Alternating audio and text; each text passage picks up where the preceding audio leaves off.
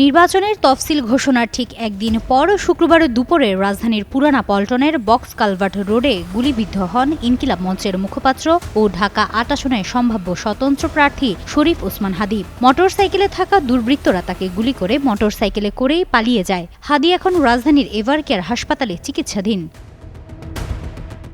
ওসমান হাদীকে হত্যাচেষ্টার সন্দেহভাজন ফয়সাল করিম মাসুদ ওরফে দাউদ খান ও তার আইটি প্রতিষ্ঠান অ্যাপল সফট আইটি লিমিটেডের সব ব্যাংক হিসাব জব্দ করেছে এনবিআরের কেন্দ্রীয় গোয়েন্দা সেল। রোববার এনবিআরের ঊর্ধ্বতন একটি সূত্র বিষয়টি নিশ্চিত করেছে।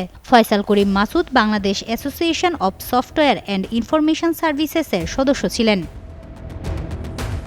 তার মালিকানাধীন আইটি প্রতিষ্ঠান অ্যাপল সফট আইটি লিমিটেড কোম্পানিটি ২০১০ সালে প্রতিষ্ঠিত হয়। এছাড়া ২০১৬ সালে Bangladesh association of software and information সার্ভিসেসের সহযোগিতা ও সরকারের তথ্য ও যোগাযোগ প্রযুক্তি বিভাগের পৃষ্ঠপোষকতায় বাংলাদেশের মুক্তিযুদ্ধ ও বঙ্গবন্ধু শেখ মুজিবুর রহমানকে নিয়ে ব্যাটল অব ৭১ নামে একটি কম্পিউটার গেম তৈরি করেছিল ওয়াইসিইউ টেকনোলজি লিমিটেড। ওই প্রতিষ্ঠানের মালিকও ফয়সাল করিম মাসুদ।